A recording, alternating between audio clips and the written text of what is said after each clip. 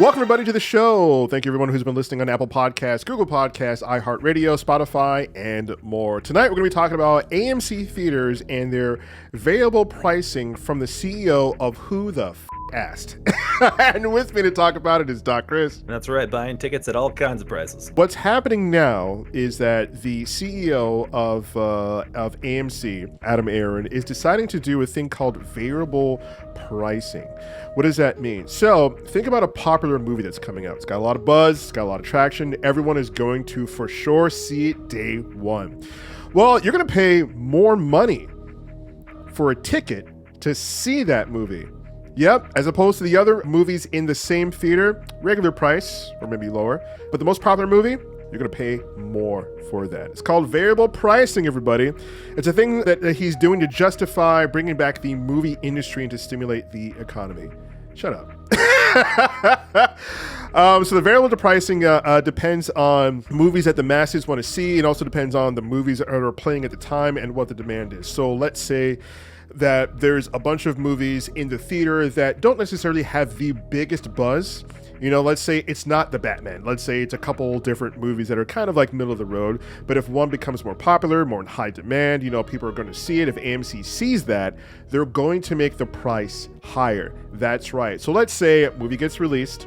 You know, it's not the highest buzzing thing. Let's say there's no Marvel, no DC, like no big Disney, just a bunch of regular movies coming out. If AMC Theater sees that there's a high influx of people going to see one of those movies, they're going to raise the ticket price for that movie. Can you believe it? I think I know by another name. It's called price gouging. True. Dude, I understand needing to raise the price of tickets. I get it. Like right now, sure, they got to stay afloat. That's fine. But the fact that you're going to pick and choose just the movies that you know are going to be successful, like, come on, man. Like, if you got to raise the prices, raise the prices. But that's weird. That's forcing people to the movie's already going to make more money, right? So you're making a popular thing harder to get. Like, that's weird.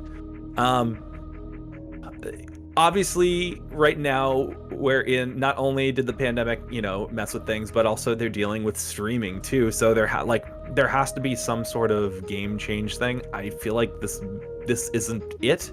I think it's weird that it's not the reverse, that they're not charging more for the movies to be streamed when they, instead of charging the theater experience, or again, specific movies in a theater experience.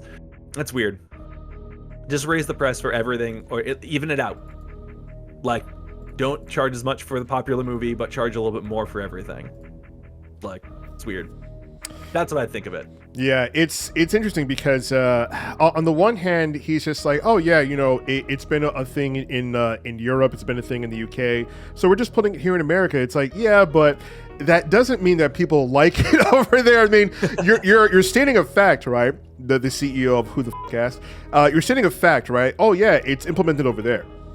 Okay, but what's the actual audience reaction? What are people actually saying about it? Do they like it? Is it a good thing? Because people could actually freaking hate it, but it's happening, right? I mean, you know, people are still getting gas, but the price of gas has gone up. People don't like it, but hey, like people are still getting gas. Yeah, it's a fact, but it doesn't mean that it's necessarily a good thing. I think it's kind of ridiculous to pay so much. And another thing he's using to kind of justify this is that other industries are doing this. And listen, this is so stupid. This is such backwards gymnastics to justify, hey, I'm just going to be taking more money from you just so that I can help out my business, right? Because he's beholden to his shareholders. They demand more money. They demand the stock prices go up. So the CEO again is talking about, well, other industries do this as well. Like thinking about, like, you know, a concert venue. You know, you go to a concert, you pay a lot of money for, you know, different seats and stuff like that. Yeah, but that's not a one-for-one comparison. Like, Chris, like, you're going to see a show, yeah, you pay more for, you know, like floor or up front than you do in the nosebleeds. But also the difference is that when the artist that puts on that show is the one that's responsible for the tickets, like just as much as the venue itself. So like that's a little different. It's not like the people that make the movie are, like, Warner Brothers is the one that's setting this. This is AMC saying this is how much we're charging for your movie, not the artist who goes, all right, we budgeted this out, we think this is how many people are going to come, blah blah blah. This is them saying, well, more people are going to see this, so we're going to make more money into doing this. Again, it's weirdly putting it on the publishing instead of the artist and the audience as well. It's being creepy middleman bullshit is what it is. Yeah, and our own Stealth Killer here, who's currently living in England. Yep, UK's been doing it since forever. It sucks. Yeah, exactly. Yeah, so, CEO freaking, Adam over here talking about, it's just a thing, that we have in the EU and the UK. We're just doing it over here now. Yeah, but the people's reaction is that it sucks. We have someone right here in our, in our chat. One of our homies here is like, yeah, it sucks. So nobody really likes it. And think about this, right? For available prices, and it's so absorbent. In New York, right, the Batman. And they talked about doing this for the Batman. And this is already in place, by the way. So AMC theaters are wildly popular. I mean, they've got great seats, great screens, all the good stuff. So in New York, a regular price for the Batman, or for 4 movies, usually like 17 or 18 bucks, right? It's still a lot. But for the Batman, it's $19. For a regular ticket to see the Batman in New York for an AMC theater. And even better in New York, if you go to an AMC theater and you want to go see the Batman in IMAX, because AMC talked about rolling this out for the Batman because it's one of the most popular movies out right now, IMAX is $25 to see this movie in IMAX. It's insane. What an insane price. Holy crap, the variable prices. And what's worse is that, they talk about how, if the demand is high, we'll change the price and stuff like that. Who's to say that they won't raise that? A normal theater, it's not IMAX, it's $18.99, $19. Who's to say, oh, well, let's raise it up to 20. More people are going at this hour. I mean, when does it end? It's ridiculous, why aren't they charging the studio? Why aren't they charging the studios the money to have their thing there? I mean, I think like Disney, for the most part, like Disney buys out a bunch of theaters and like makes them host like exclusively their content, which is why there's like huge oversaturation of things that are under the Buena Vista hood in theaters most of the time, is because of that. So like, why are you passing that on to the audience and not the folks that want to use your venues to show their own movies? Yeah.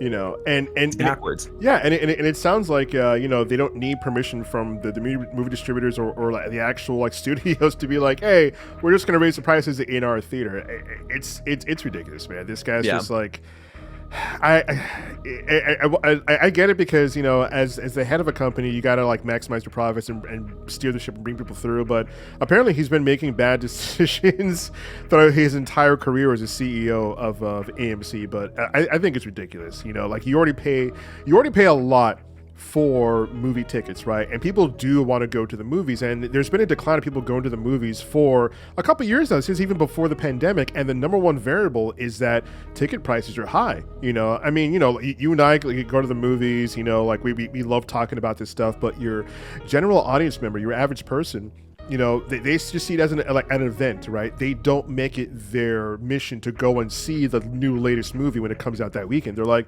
I'll wait till it gets like $2 Tuesdays or $4 Wednesdays or whatever. So thinking this way of like, oh, this will help boost things and get people going, it'll do the opposite. He was saying in an interview how it will get people going. No. What are you talking about? It'll get your shareholders going. That's what you're talking about, but not normal people. Yeah, make things more accessible. If you make it easier to get there, which also means you're spending less money, people are going to go. Yeah, and I believe there was I forget which part of the world, I think it might have been someplace in Europe, where there was a movie theater that kind of tangled with that. They did they lowered the prices down to $4. I forget for how long, for a certain amount of time in this experiment, and they saw like the most people come to their theater than they've seen in a long time. They actually made more of a profit because it was cheaper, and because it was cheaper, more people told their friends, their family, and people just kept going and going and going to this theater brand. So it's just like, oh, look at that, you make it affordable, and more people will come, so you make more money. Because I mean, even though the ticket price is lower, there's still concessions at the regular amount, so there's still buying concessions, so you get more people in, more concessions are being bought. Imagine. It's so ridiculous. They want people to get their subscription pass. I mean, Probably, but maybe that's why. That's true. You know, but That's true. But who's to say that they won't increase, you know, the subscription price? They're just like, oh, you know, or to say, hey, you're subscribed to AMC. Well, you're gonna go see the Batman this weekend. No, it kind of doesn't apply to the pass because you got to pay for that. Like I've seen certain passes, not from AMC, like do that. Like here's a subscription per month for this movie theater brand, but it excludes certain things, and certain things are usually big name movies, just so they can do stuff like this. Yeah, but Chris, it's just this sets a dangerous precedent because AMC is a huge movie theater chain. Do you think other movie theater brands like your Cinemark and stuff, and you think they're going to follow suit, or you think they're going to wait this out? What do you think is going to happen? They'll probably see what.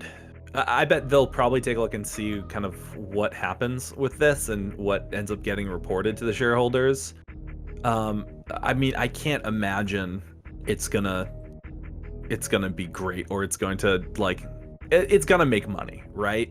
I think because people are gonna want to go to the movies and they're gonna pay it, but like what's gonna happen to their customer satisfaction? And there's gonna be a drop off.